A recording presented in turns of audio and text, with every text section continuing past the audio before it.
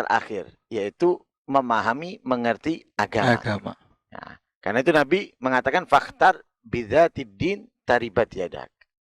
Kamu akan ringan tugas kamu ketika kamu memilih seorang perempuan yang memahami agama, yang menjalankan sesuai aturan yang ada dalam agama. Jadi kalau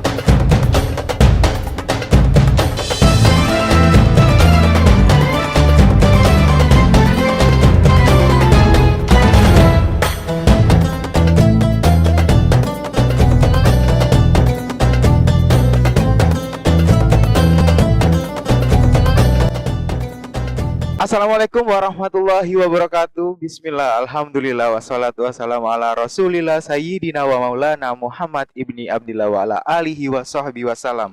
Puji syukur kehadirat Allah subhanahu wa ta'ala atas segala limpahan rahmat serta karunia yang diberikan kepada kita sehingga dapat bersua kembali dalam keadaan sehat walafiat. Tentu saja kembali dalam program Kantin Habaib, kajian rutin bersama Habib. Bersama saya Ahmad Syauqi. Dan kami ingatkan kembali untuk kalian yang belum subscribe channel Majelis Al-Ibadat, silakan langsung subscribe, like di setiap videonya, dan komen sebanyak-banyaknya agar kami tetap semangat membuat konten-konten yang menarik dan tentunya bermanfaat untuk kalian di rumah. Dan share sebanyak-banyaknya ke sosial media kalian agar manfaat dari video ini dapat diterima banyak orang. Nah, kali ini saya tidak sendirian yang pastinya. Saya ditemani oleh guru saya, Al-Habib Hadi bin Segaf Assegaf. Kita sapa dulu, Al-Habib Hadi bin Segaf Assegaf. Assalamualaikum Ustadz. Waalaikumsalam warahmatullahi wabarakatuh. Bagaimana kabarnya pagi hari ini? Alhamdulillah. Di tahun baru Islam ini ya Ustadz, kita memulai dengan konten yang menarik tentunya dan bermanfaat. Semakin baik insya Allah tahun ini daripada tahun sebelumnya. Amin, amin ya rabbal alamin. Setelah kita mengupas tuntas tentang fenomena pacaran di kalangan remaja, kali ini lanjut pembahasan yang masih berhubungan dengan episode sebelumnya. Ketika pacaran diharamkan, harusnya langsung menikah ya. Berhubungan dengan episode sebelumnya, yaitu tentang pernikahan. Tema kali ini bertema The Journey of Pernikahan. Banyak pertanyaan yang akan muncul di video ini dan kita tanyakan kepada guru kita. Ini Ustadz, pertanyaan yang pertama. Bagaimana cara yang diajarkan oleh Nabi Muhammad untuk menyiapkan pernikahan? Banyak sebetulnya cara yang diajarkan oleh Nabi atau memilih ya, untuk siapa yang kita nikahi. Tentunya seorang laki-laki itu memiliki ciri-ciri perempuan atau sifat-sifat perempuan yang dia cari. Lah, dari sifat-sifat atau ciri-ciri perempuan yang dicari itu sebetulnya sudah disabdakan oleh Rasul Shallallahu Alaihi Wasallam. Nah, dari sifat-sifat itu apa aja, tapi kemudian yang digaris besari Nabi itu apa, sudah tertera. Walaupun masih banyak dari kita ini yang justru memilih yang lain daripada apa yang digarisbesari oleh Nabi. Ya, banyak sekali itu. Nah, padahal Nabi sudah mengatakan apa? Tunkahul mar'u li arba'in. Perempuan itu dinikahi karena 4. Lah 4 ini sifat yang banyak dicari. Walaupun yang satu diremehkan, justru mementingkan yang 3. Yang pertama lihasabiha, kemudian jamaliha walimaliha wabidatiddin. Ya. Perempuan itu dinikahi karena kecantikannya. Nah, memang banyak orang yang nyari apa? Cantiknya. Fisik ya? Iya, cantik pasti fisik lihat ya. Fisik dulu. Fisik. Kemudian yang dicari selain cantik fisiknya juga yang kedua keturunan. Nah, dari keturunan orang-orang yang baik. Karena kalau cantik dari keturunan yang buruk juga percuma. Nah, cantik kemudian keturunan yang baik. Kemudian yang ketiga itu hartanya. Nah, apalagi kalau seorang janda. Banyak orang yang menikah itu lihat punya harta apa? Enggak. Nah, kemudian yang keempat yang dipilih apa? Zatiddin. Yang memegang, yang memahami agama. Tapi dari 4 ini Nabi menekankan satu yang harus dijadikan utama dari nasab, harta, dan kecantikan. Apa? Yang terakhir, yaitu memahami, mengerti agama. Nah, karena itu Nabi mengatakan fakhtar bidzatid din taribat yadak. Kamu akan ringan tugas kamu ketika kamu memilih seorang perempuan yang memahami agama, yang menjalankan sesuai aturan yang ada dalam agama. Nah ini kalau kita perinci, semuanya ini tersambung dengan hadis-hadis yang lain yang ditekankan oleh Rasulullah. Contoh kecantikan. Kenapa kecantikan kita tidak ditekankan oleh Rasulullah? Karena kecantikan itu dengan berjalannya waktu, dengan berjalannya usia, akan menurun.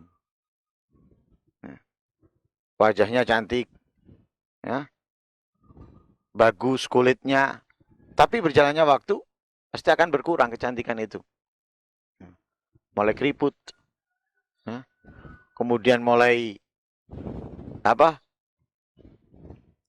turun, ya, segalanya fisiknya mulai turun. Ya. Karena itu Nabi tidak menekankan ini kecantikan. Nah, karena itu banyak orang yang tertipu ketika menikah, dia menikah karena kecantikannya, tertipu akhirnya. Apalagi kalau menikah dengan perempuan yang cantik itu biasanya menyusahkan diri. Ya. Ya. Perawatannya, skincare-nya Masya Allah. Iya, sekarang ya. Apalagi sekarang kan banyak Tapi skincare. ada juga yang murah kok Ustaz. Tapi nggak maksimal itu. Ya, skincare-nya kan banyak sekarang. Yeah. Macam-macam, di sini buka, di sana buka. Lah itu kan akhirnya perawatan Yeah. ya. Nggak cukup dengan bedak-bedak yang murah, mereka nggak mau. Nggak mau. Nah, akhirnya makanya banyak orang yang akhirnya kesusahan, ya, karena memilih itu. Kemudian yang kedua, milih nasab. Kenapa Nabi memerintahkan kita untuk memerhatikan juga dari keturunan atau nasabnya? Karena kita akan menitipkan benih. Nah, lah benih itu kalau ditaruh di tempat yang bagus, ladang, lahan yang bagus, insya Allah akan menumbuhkan hasil yang bagus dari apa yang ditanamkan tadi itu. Lah, karena itu Nabi mengatakan apa? Takhayyaru linutofikum al-akfa. Pilihkan untuk menanamkan benih kamu itu kepada perempuan yang layak, yang pantas. Nah, bukan sembarang perempuan. Apalagi watak itu turun-menurun. Sifat itu turun-menurun. Sifat apa yang ada di orang tua itu juga turun ke anak. Sedikit banyaknya pasti ada. Nah, karena itu diperintahkan untuk dipilih yang bagus. Nah, sehingga ada cerita itu. Cerita yang menarik di zaman Sayyidina Umar. Di zaman Sayyidina Umar itu ada seorang anak yang kasar kepada orang tuanya. Berani dengan orang tuanya. Akhirnya orang tua ini sudah nggak kuat, nggak tahan, ngelapor ke Sayyidina Umar. Dan kita tahu Sayyidina Umar itu orangnya tegas. Yang batil, yang nggak benar langsung diperingatkan. Langsung diusahakan untuk dirubah dan dijauhi. Nah, akhirnya setelah ngelapor ke Sayyidina Umar, orang tua tersebut anaknya dipanggil. Sayyidina Umar marah. Anak itu ketika mau dimarahi, stop Sayyidina Umar. Wah, anak ini berani. Sayyidina Umar tengah-tengah ngomong langsung stop. Berhenti dulu. Loh, kenapa? Nah, akhirnya anak itu ngomong, ya wahai Amirul Mukminin, ya, sebelum engkau memarahi aku, biarkan aku terlebih dahulu tanya, apakah ada kewajiban orang tua kepada anaknya yang harus dijalankan orang tua untuk anaknya, kepada anaknya? Iya ada. Nah, disebutkan 3 diantaranya yang disebutkan oleh Sayyidina Umar, yaitu tidak memilihkan sembarang ibu untuk calon anaknya. Nah, anak itu ngomong, lah ini Sayyidina Umar, satu ini, nah, orang tuaku menikahi sembarangan perempuan. Lain aku hasilnya nih. Nah, akhirnya Sayyidina Umar mengatakan kepada ayahnya, sebelum anakmu durhaka kepada kamu, kamu terlebih dahulu membuat anakmu durhaka. Nah, karena itu diperintahkan untuk keturunan yang baik. Cantik keturunan nggak baik percuma. Katanya Rasulullah, Pak, iyyakum wa khadara ad-diman. Hati-hati, waspada, awas, hindari khadara diman. Jadi pandangan yang indah tapi di tempat yang kotor, di tempat yang buruk. Nah, biasanya taman hijau, asri, ya, enak dilihat. Tapi misalnya ada pohon bagus, tapi di antara kotoran, di antara sampah, kelihatan? Nggak akan terlihat indah. Yeah. Tidak akan terlihat bagus. Sama dengan perempuan yang cantik, seksi, putih, tapi berada di keluarga yang buruk. Itu khadara diman. Nah, karena itu, nah, kemudian yang ketiga, maliha, harta. Nah, sama, harta dengan kecantikan sama. Kenapa? Harta ini bisa apa? Habis. Bisa berkurang dan bisa habis. Kalau kita nikahi karena hartanya, akhirnya ketika habis, pudar, sirna, kasih sayang di antara kita. Nah, itu akhirnya ngerusak pernikahan. Nah, kemudian yang ketiga, dabtidin, yang beragama, yang memahami agama, yang menjalankan agama, ini nggak akan habis, tidak akan terputus, akan lanjut. Karena itu 4 ini yang ditekankan oleh Rasul Shallallahu Alaihi Wasallam ketika seseorang itu akan menikah. Jadi nggak perlu kita kumpul dengan dia jalan ke sana kemari, dengan mengatakan pacaran syar'i, nah, pacaran syar'i atau ta'arufan dan lain sebagainya. Itu nggak perlu itu semuanya. Nggak perlu. Cukup kita lihat dari ini mana yang ditekankan oleh Rasulullah, kita perhatikan ada, sudah bismillah. Ya, bismillah. Kadang sudah pacaran syar'i atau ta'arufan ke sana kemari bukan hanya setahun, 2 tahun, bahkan mungkin lebih, ternyata ya nggak berjalan lama gitu. Menarik sekali ini, Ustadz. Pembahasan tentang pernikahan ini ditunggu-tunggu banyak orang ini, termasuk saya juga. Ya. Nah, itu tadi dari sisi, termasuk saya juga itu karena belum dapat apa sudah? Sudah dapat OTW kan? Oh, alhamdulillah. Ya. Nah, ini tadi pembahasannya yang dibahas Ustadz tadi di sisi laki-laki ya, kita mencari seorang istri. Kalau di sisi perempuan sendiri untuk kriteria suami seperti apa, Ustadz? Serupa sebetulnya. Kalau nyari tampannya, kalau nyari kekayaannya, kalau nyari hanya nasabnya, tapi tidak melihat agamanya, akhlaknya, percuma. Ya. Ketika seorang laki-laki itu memiliki akhlak yang baik, memahami agama atau cinta dengan agama, ya, maka walaupun dia tidak memiliki harta, walaupun dia tidak memiliki ketampanan, walaupun dia bukan dari keturunan yang baik, bukan keturunan orang-orang yang mulia, ya, orang biasa lah, karena orang-orang yang mulia, tapi dia berpegang dengan agama, senang dengan agama, itu perlu dijadikan. Ya. Bukan karena duitnya atau gantengnya. Kadang orang kan nyari, kepingin duit mantu sing good looking, Mas. Nah, ya kepingin punya mantu yang ganteng. Yeah. Ada lagi kepingin punya mantu yang punya titel. Yeah. Ada yang pengen punya mantu yang sudah mapan. Bolehlah, keinginan-keinginan itu boleh. Tapi jangan menjadi prioritas nomor 1. Ya, itu dijadikan kesekian. Yang utama itu bagaimana dia dengan agama. Sholatnya, puasanya, ya. Kemudian dia orang yang senang dengan ulama atau ngaji dan lain sebagainya. Nah, ketika senang dengan itu semuanya, itu harus kita nomor 1-kan. Walaupun belum punya kerja, nggak masalah. Dia kalau sholat, dia kalau senang dengan ulama, senang ngaji, insya Allah tanggung jawab. Walaupun ketika mau menikah dia belum punya pekerjaan. Nah, itu kan yang paling penting. Yeah. Daripada punya pekerjaan, punya titel, punya harta, tapi tidak tanggung jawab. Nah, atau bahkan tanggung jawab dalam memberikan nafkah, akan tetapi tidak tanggung jawab dalam menjaga mereka dari dosa, kejahatan, ya sama aja. Itu. Nah, itu tadi di sisi baiknya ya Ustadz, kriteria baik yang harus dimiliki seorang calon suami atau istri. Nah, kalau yang dihindari Untuk suami atau istri yang bagaimana itu, Ustaz? Ya, kita perlu menghindari seorang beberapa sifat perempuan yang perlu kita hindari. Sebagaimana disebutkan dalam hadis, la tankihul mannana wala annana walal hannana walal haddaga wala baraka wala syaddaga wala asyabatad dar. Ya. Jangan kamu menikahi perempuan yang mannana. Mannana itu apa? Mannana itu selalu menuntut.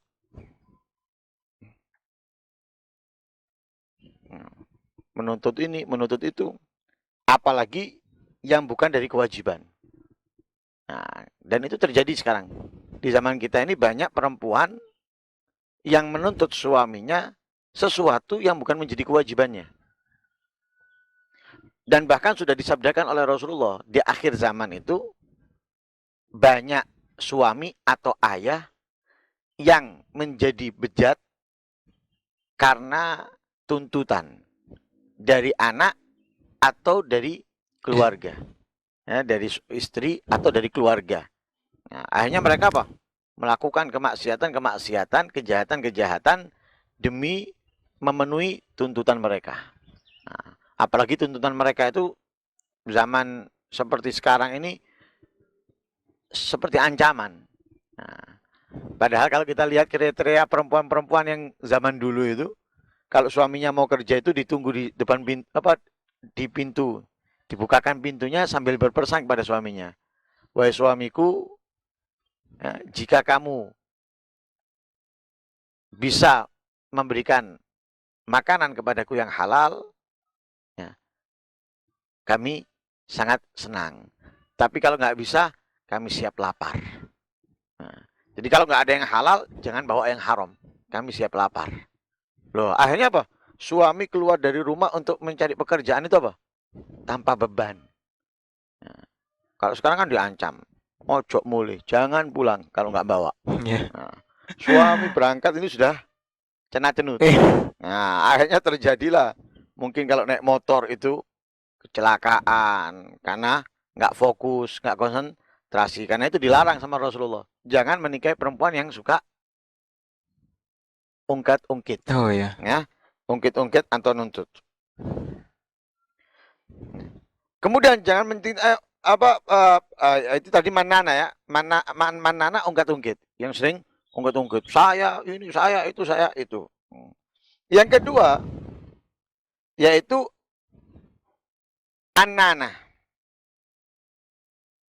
Anana itu yang sering mengeluh. Dikit-dikit mengeluh. Setiap melihat suaminya mengeluh. Sakit, mengeluh kepingin ini, mengeluh kepingin itu. Atau ketika suaminya melihat, langsung kepingin gini, kepingin gitu. Nah, lah ini akhirnya apa? Membuat ketidaknyamanan suami berada di rumah. Nanti suaminya datang atau dia ada suaminya, perutku yang gini, ya, mataku yang ini, tanganku yang ini, atau yang lain sebagainya. Lah ini apa? Anana, banyak mengeluh. Kemudian setelah manana, anana, hanana. Hanana itu ada dua versi arti. Ada yang mengatakan versi pertama itu rindu dengan rumahnya sendiri. Artinya apa? Karena manja. Ya, jadi syadidatul hanin ila baiti abiha.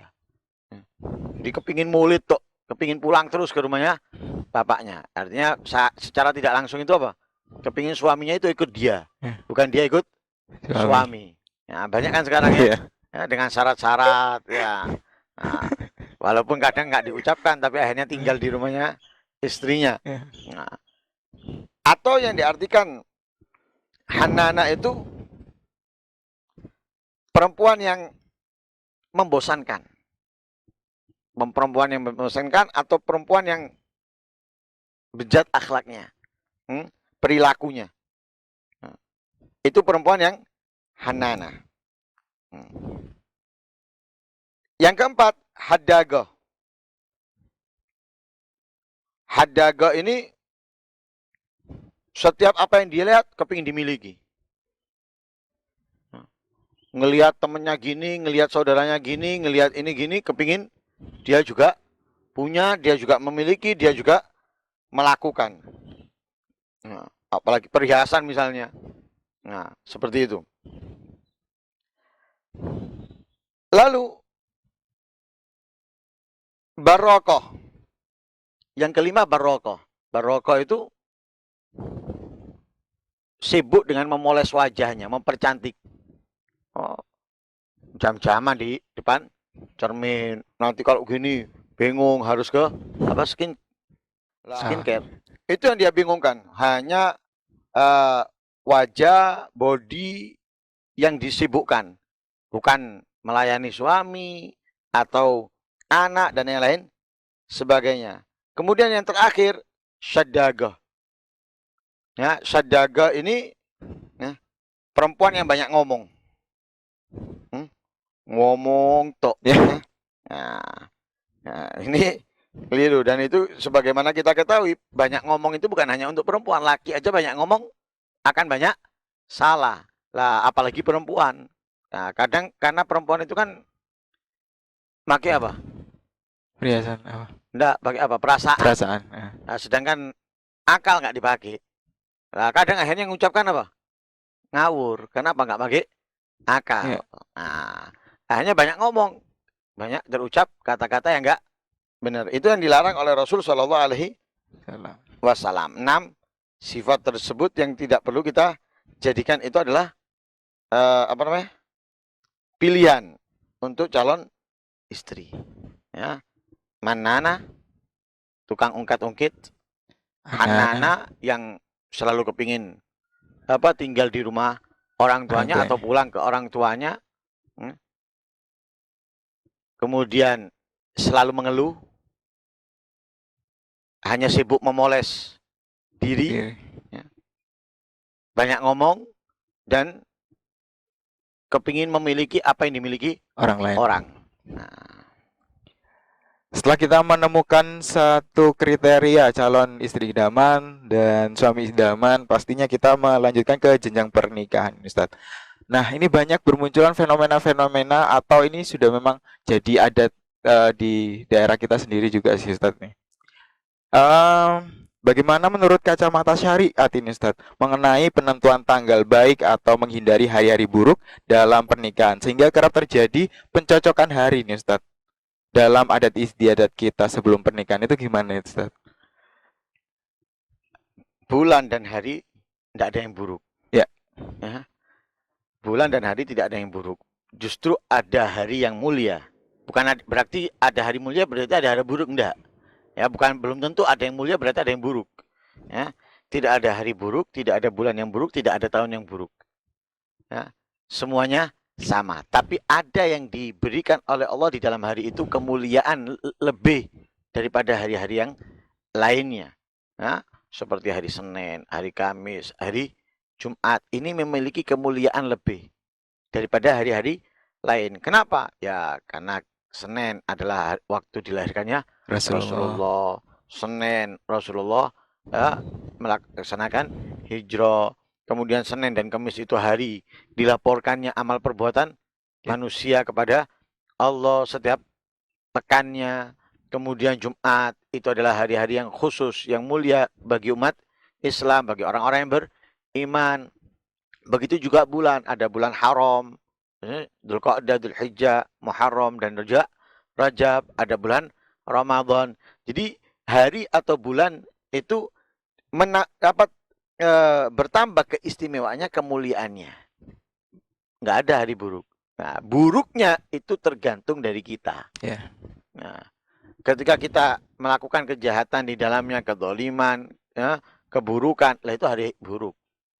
Kenapa? Hari itu penuh dengan kemaksiatan. Hari itu penuh dengan kelalaian. Lah, adapun untuk mencocokkan tanggal dan lain sebagainya itu tidak pernah terjadi.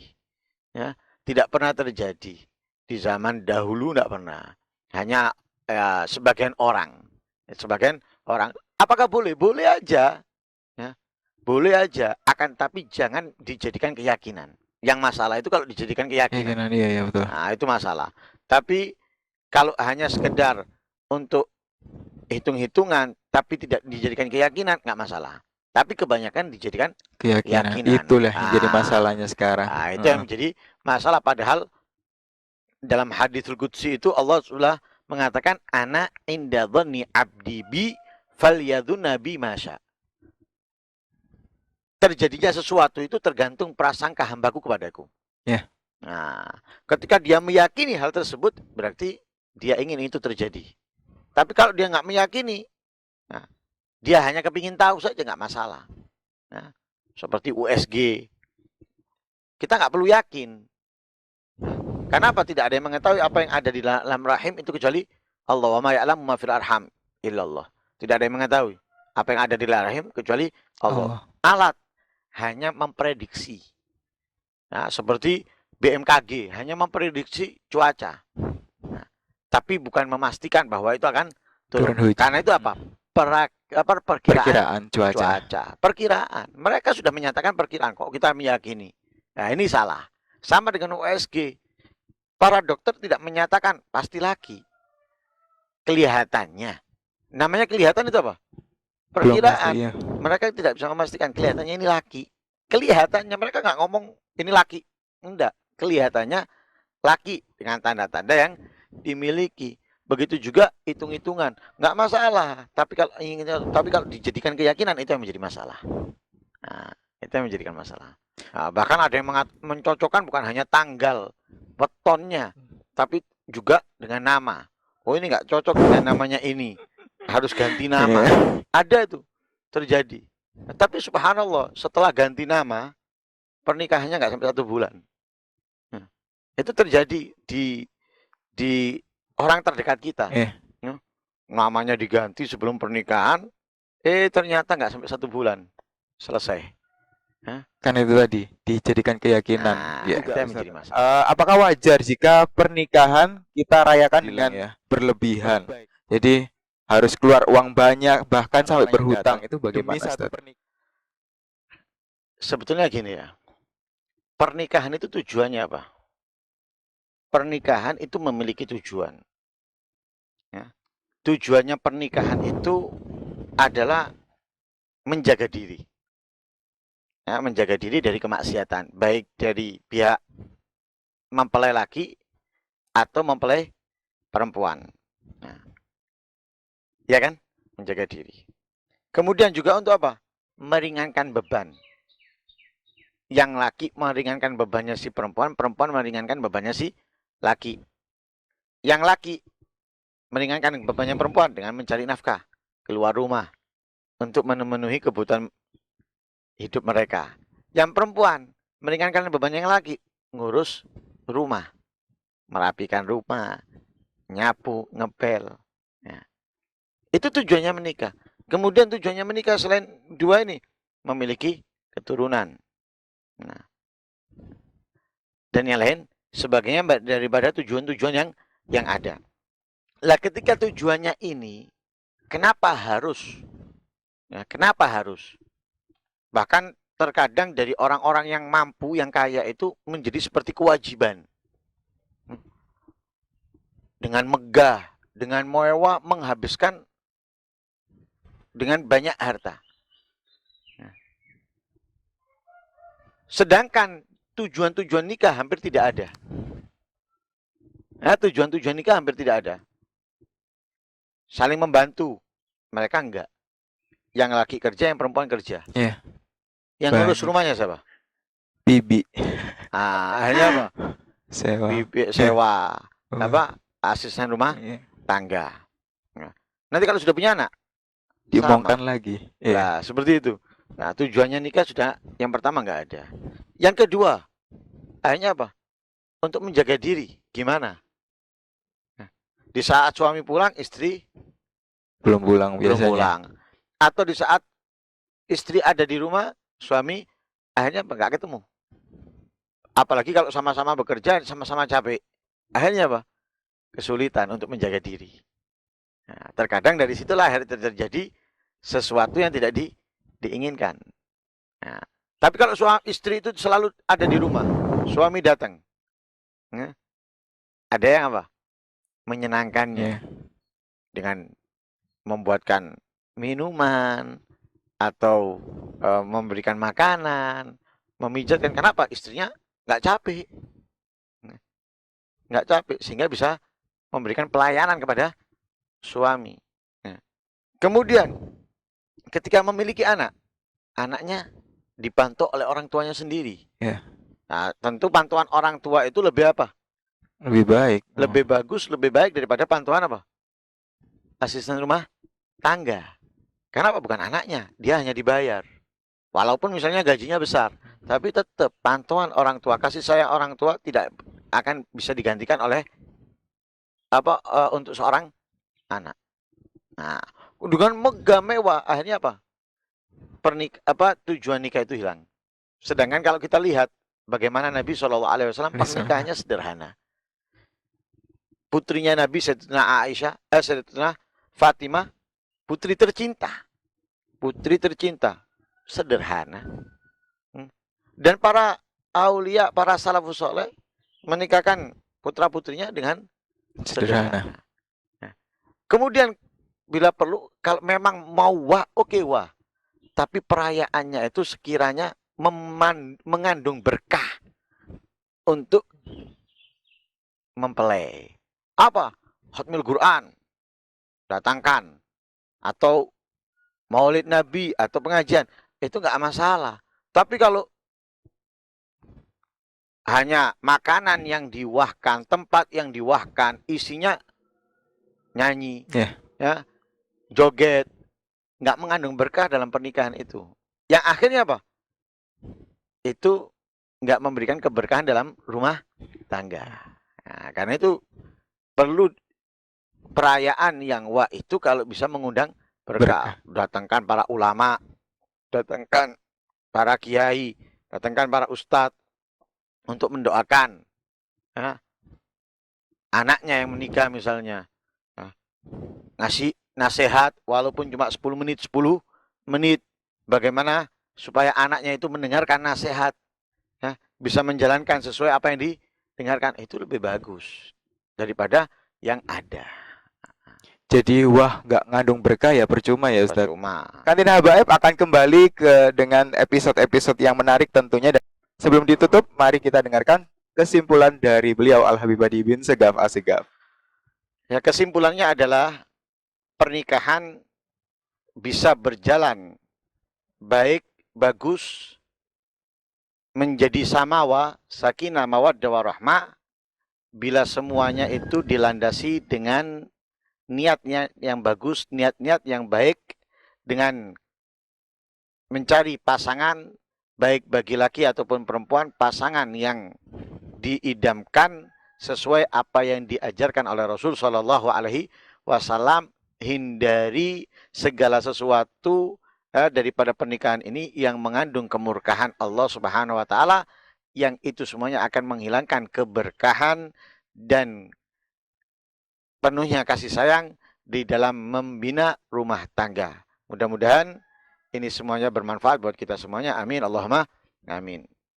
Terima kasih dan jangan lupa tetap subscribe. Yang belum subscribe silakan langsung komen sebanyak-banyaknya dan like di semua videonya. Jangan lupa share ke sosial media kalian. Saya Ahmad Syauqi dan Habibadi pamit undur diri.